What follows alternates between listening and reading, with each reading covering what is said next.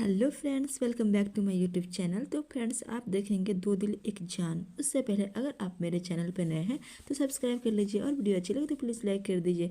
तो फ्रेंड्स, यहाँ विधान जा रहा होता है तो मचमच उसका रास्ता रोक लेता है और कहता है तो ऐसे नहीं जा सकता। तो विधान कहता है नहीं, मैं जा रहा हूँ, मैं नहीं रह सकता यहाँ पर। तो मचमच कहता है तुम मुझसे मिला ही क्यों अगर जाना ही था तो, और मैं तुम्हें इतनी आसानी से नहीं जाने दे सकता। तभी मचमच से कहता है विधान, तुमने क्या किया यहाँ? 21 साल से तुम रह रहे हो, तुमने क्या किया यहाँ पर? तुम रोज उठते हो और रोज नायक सदन के सामने थूक के चले आते हो। इसके अलावा तुम क्या करते हो? तो कुछ नहीं करते हो, कुछ नहीं बोलते हैं मचमच। और यहाँ से तो तुम्हारे सर पर छत भी नहीं है। तुमने क्या किया आज तक? तुम्हें तो कुछ नहीं हासिल हुआ। तुम कुछ कर पाते तो बताते। मचमच कुछ नहीं बोलता है, चुपचाप खड़ा रहता है। और विधान कहता है तुम लूजर हो और तुम कुछ नहीं कर पाए।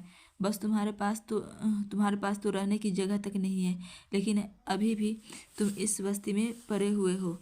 मचमच इतनी सारी बातें विधान को सुनाता है और शर्मिंदा होता है, कुछ नहीं बोलता है। विधान कहता है कि तुम चाहते तो बहुत पहले कुछ हो सकता था, लेकिन कुछ नहीं। और फिर जब विधान अपना बैग लिए खड़ा होता है तो इतने में गीता माँ आ जाती है। गीता माँ कहती है कि तू जानता है कि मचमच ने क्या किया? मचमच ने तेरे पापा पर लगने वाली पहली गोली अपने ऊपर ली। और तू जानता है कैसे सब मनोहर भाव ने धोखे से रघु की आंखों में धूल झोंकी थी। तो उस कंडीशन का फायदा उठाते हुए सत्यनायक ने रघु पर गोली चलाई, तो वह पहली गोली मचमच ने अपने ऊपर ली थी। और तू मचमोर और ली थी और मचमोर रहता है, कुछ नहीं बोलता है। और फिर गीता माँ बताती है कि तुम्हें पता है कि तुम्हारे पापा की इतनी बेइज्जती की, पहले उनको मारा और मार के फिर उसके बाद उसको घसीटते हुए उस खंभे तक ले गए और उस खंभे से बांध दिया।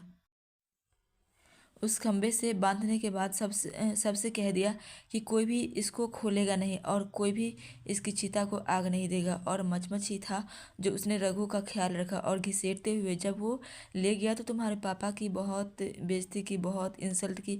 और तुम जानते हो इतना सब उसने किया। और मचमच ने रघु का साथ दिया था, रघु के साथ रहा। वह रघु को उसने कभी अकेला नहीं छोड़ा। धोखे से इन लोगों ने मारा था रघु को, तुम्हें पता है। और तुम्हें इस बात का बदला लेना होगा। सत्यनायक ने उसको उसके खंभे से बांध दिया था और बांधने के बाद पूरी बस्ती में कह दिया था कि याद रहे कोई भी अ, आवाज़ उठाने की कोशिश मत करना, क्योंकि यह सत्यनारायण की बस्ती है और जो आवाज़ उठाएगा उसका यही यही हाल होगा।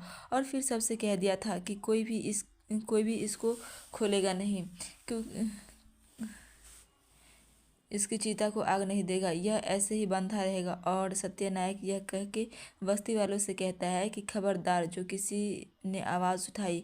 मचमच ये सारी बातें सुनता है, चुपचाप खड़ा रहता है, कुछ नहीं बोलता है। विधान यह सारी बातें सुनता है। गीता माँ उससे कहती है कि यह मचमूर जब विधान को यह सारी बातें पता चलती है। गीता माँ कहती है कि मैंने तुझसे यह सारी बातें पहले इसलिए नहीं बताई क्योंकि मैंने सोचा था कि जब कभी तू कमज़ोर पड़ेगा तब तुझे यह बातें बता दूंगी, जिससे तुम कमज़ोर ना पड़ो। और यह सारी बातें जब वह सुनता है तो फिर उसके बाद वह बताती है कि तुझे याद होगा कि मचमच ने अपनी सारी कमाई अपने एक बहन के हाथ में रख दी थी और कहा था कि यह हमारा भतीजा आ रहा है ना, यह इसके काम आएगी और जब यह बड़ा हो जाएगा तो हम मिलकर इन लोगों से बदला लेंगे। और जब सारी बातें विधान को पता चलती है तो विधान को बुरा लगता है और वह कहता है मुझे माफ़ कर दीजिए। तो मचमच कहता है कि कोई कोई नहीं, तू तो मेरा भाई का बेटा है, मैं तेरी तो सब गलती माफ़ कर दूंगा। और फिर वह दोनों लोग गले लग जाते हैं। मचमच कहता है कि हम बदला लेकर रहेंगे और फिर विधान भी बदला लेने के लिए तैयार हो जाता है। गीता माँ कहती है कि हम नायक परिवार को नहीं छोड़ेंगे, इन्होंने धोखा से मारा तेरे पापा को। और फिर विधान कहता है कि ठीक है। अब फिर वह नहीं जाता और विधान गीता माँ की सारी बातें सुनने के बाद वह फिर वहाँ पे रुकने का फैसला कर लेता है। गीता माँ ने जो कुछ बताया वह विधान बदला लेने के लिए तैयार है और फिर विधान वापस अपने घर में पहुंच जाता है। और फिर उसके बाद इधर आप देखेंगे कि एक आदमी साइकिल से जा रहा होता है, उसको कुछ बदबू लगती है और वह वहाँ पे उतर के देखता है तो वहाँ पर एक औरत पड़ी हुई होती है। वह उसका कपड़ा हटा के चेहरा देखने की कोशिश करता है। जब वो चेहरा देखता है तो वह देख के हैरान हो जाता है, वह डर जाता है, सहम जाता है। इतने में फ़ोन की घंटी बजती है और वह फ़ोन देखता है, साहब का आ रहा है। तो फ़ोन लेकर वह साइकिल पर बैठ के और हड़बड़ाता हुआ वहाँ से भागता है। वह देख लेता है कि वहाँ पर लाश है, वो किसकी लाश है, और वह अपनी साइकिल उठाता है और फ़ोन जब देखता है कि साहब का आ रहा है तो वह फ़ोन पे उठा लेता है और वह फ़ोन लेकर सीधे भागता हुआ जा रहा होता है और सीधे नायक सदन में जाकर के इधर सत्या को मिला रहा होता है अपनी आई को। वह कहता है, अरे आज क्या बात है, आई फ़ोन नहीं उठा रही है। इधर वेदिका बहुत परेशान होती है। वो विधान के घर में सोचती है, विधान के बारे में सारी बातें उसको याद आती है कि वह कैसे किस करने के लिए बैठ रही थी और विधान ने उसे मना कर दिया कि वह उससे प्यार नहीं करता। अब उसे गुस्सा आता है, वह रोती है और तकिया नोचने लगती है और अपने और विधान के सारे फ़ोटोज़ मोबाइल से डिलीट कर देती है। वह कहती है कि अगर तुम मुझसे प्यार नहीं करते हो तो कोई बात नहीं, मैं भी तुम्हें भूल जाऊंगी, मैं भी तुमसे प्यार नहीं करती और मैं भी आगे बढ़ जाऊंगी। फिर जब वो दरवाज़ा खोलती है तो विधान आ जाता है। विधान उसका मुंह बंद कर देता है और फिर उसको उठा के अपने घर ले आता है और वह कहती है, छोड़ो मुझे, छोड़ो मुझे। लेकिन विधान उसको नहीं छोड़ता है, उसको कस के पकड़ लेता है और उसके करीब आता है। वह कहती है, छोड़ो वरना मैं चिल्लाऊंगी। कहता है, तुम नहीं चिल्ला सकती, तुम मुझसे प्यार करती हो इसलिए तुम नहीं चिल्लाओगी।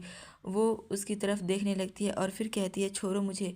और विधान उसके करीब आता है और वो चुप हो जाता है, कुछ नहीं बोलती है। विधान उसके और करीब आता है और विधान उसके इतने करीब आ जाता है, वह एकदम शांत हो जाती है और कुछ भी नहीं बोलती है। फिर विधान कहता है, तुम तो मुझसे प्यार करती हो वेदिका, करती हो। वेदिका कहती है कि तुम मेरी भावनाओं से मत खेलो। और विधान उसके और करीब आ जाता है और उसके और करीब आने के बाद उसको कस के पकड़ लेता है। वेदिका कहती है, ये तुम क्या कर रहे हो, छोड़ो मुझे, तुम तो मुझसे प्यार नहीं करते, छोड़ो, और यह मेरा एक तरफा प्यार है। और फिर विधान उसको पकड़ लेता है, उसके और करीब आता है, उसको उसके गले लग जाता है, उसको किस करता है और वेदिका फिर उसके गले लग जाती है। विधान मुस्कुरा रहा होता है क्योंकि यह उसके अ, अ, पालन का हिस्सा होता है। लेकिन वेदिका उससे बहुत प्यार करती है। वो आदमी जो देख लेता है ला इधर वो आदमी जो देख लेता है लाश, वो सीधे नायक सदन में भागता हुआ चला जाता है और साहब के सामने आकर के खड़ा हो जाता है। साहब कहते हैं कि यहाँ कौन हो तुम, और इस वक्त तुम यहाँ कैसे, क्या काम है। तो वह कहता है कि वह साहब यह, और वह फ़ोन निकालता है और फ़ोन निकाल के वह साहब को पकड़ाता है और वह आदमी भी बहुत हड़बड़ाया हुआ होता है। साहब कहते हैं कि यह क्या है। तो वह कहता है कि वो मैं रास्ते से जा रहा था ना, तो यहाँ से दो कुछ दूर तो मुझे फ़ोन पड़ा हुआ मिला और वहाँ पर एक लाश भी थी। और फिर वो कहता है, यह तो माई का फ़ोन है, दया माई का फ़ोन है। तो वो आदमी कहता है, यह दाया माई का ही है ना। तो वो कहता है, साहब हाँ। फिर वो कहता है, यह कहाँ से मिला। फिर वो आदमी कहता है, हाँ यह मैं आ रहा था रास्ते में तो मुझे बदबू लगी तो मैंने देखा वहाँ पर एक लाश पड़ी पड़ी है। तो साहब कहता है, तो तुमने चेहरा भी देखा होगा। वो आदमी कहता है, हाँ मैंने साड़ी हटा के देखा, वो दाई माई की ही लाश थी। और फिर जब वो बताता है साहब को कि वो दाई माई की लाश थी, तो साहब सुनकर एकदम से हैरान हो जाता है, शॉक्ड हो जाता है, उनकी बोलती बंद हो जाती है। वह कहते हैं कि वह कहता है, यह तू क्या कह रहा है, तुझे होश भी है, तू यह बोल क्या रहा है। तो वह आदमी कहता है कि हाँ मुझे पता है, मैंने उस लाश का चेहरा देखा था, वह दाई माई की ही थी और पुरानी सी साड़ी पहनी थी और चेहरा समझ में नहीं आ रहा था, लेकिन वह साड़ी पहनने का जो तरीका था उससे पता चल रहा था। और साहब उसका गला पकड़ लेता है और वो कहता है, मैं तुझे छोड़ूंगा नहीं। वो कहता है, मुझे माफ़ कर दीजिए, आप तो हमारे माँ बाप और हमारे छोटे बच्चे हैं, हमारा हमारा परिवार है। हम कैसे झूठ बोल सकते हैं? आप लोगों को हमारे हमारे गांव पर बहुत एहसान है। तो साहब उसका गला पकड़ते हैं। वह कहते हैं कि अगर जरा भी झूठ बात हुई तो मैं तुझे छोड़ूंगा नहीं। तो वह कहता है कि नहीं, मैं सच बोल रहा हूँ, मैं खुद देख के आया हूँ। और साहब अपनी आई के बारे में सोचने लगता है कि उनकी और आई की जो बात हुई थी। आई कहती है कि तुम मुझे नहीं समझ पा रहे हो। तो साहब कहते हैं कि हाँ, परवरिश की बात कर रही हो, परवरिश की बात तो आप ना ही करो तो बेहतर है। साहब को वो सारी बातें याद आती है। दाई माई कहती है कि वेदिका बड़ी हो गई है, उसके साथ हम सख्ती नहीं कर सकते। हाँ, उसके साथ थोड़ा नरमी के पेश आ। तू ऐसे ऐसे नहीं उससे बात कर सकता। और फिर जब दया माँ ये सारी बातें साहब से करती है तो साहब ये सारी बातें उसकी याद करता है। दया माँ साहब को समझाती है। और साहब दया माँ की सारी बातें वो याद करता है। उसको अपनी आय की सब बातें याद आ रही होती है। और फिर वह उस आदमी की तरफ देखता है और कहता है कि यह सच है कि झूठ है। और फिर वो फ़ोन देखता है। वो देखता है कि फ़ोन तो आई की ही है। और फिर साहब ज़ोर से चिल्लाता है और आई और चिल और उसकी आई चिल्लाने के बाद वह आदमी वही खड़ा रहता है और साहब के होश उड़ जाते हैं और वो बहुत ज़्यादा उदास हो जाता है। और तो फ्रेंड्स, आज के लिए इतना ही। और अगर आप मेरे चैनल पर नए हैं तो सब्सक्राइब कर लीजिए और वीडियो अच्छी लगे तो प्लीज़ लाइक कर दीजिए। Thank you, bye bye.